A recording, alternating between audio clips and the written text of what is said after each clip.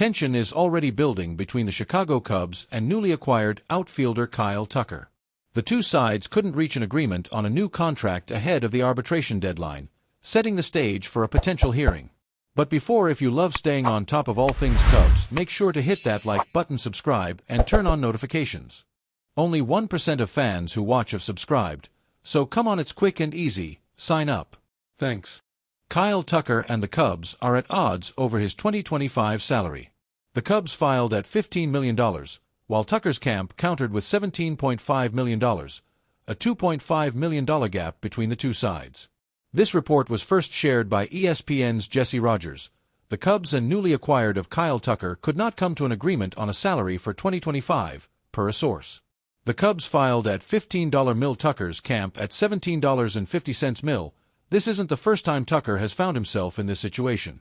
Back in 2023 with the Astros, he filed for $7.5 million but lost his arbitration case, earning $5 million instead.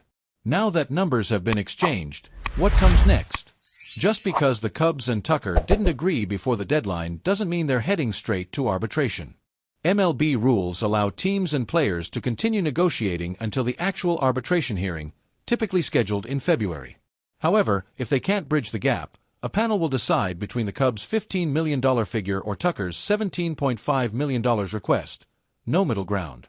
For context, arbitration can sometimes strain relationships, though many cases are resolved before reaching that point. Kyle Tucker was one of the Cubs' biggest off-season acquisitions. Personally, I think Kyle Tucker has earned a higher salary after the season he just had. But I also understand why the Cubs are cautious, especially with payroll flexibility in mind. Hopefully, both sides can find common ground before arbitration. Should the Cubs meet Tucker's $17.5 million demand, or is the team right to stand firm at $15 million? Let us know your thoughts in the comments below.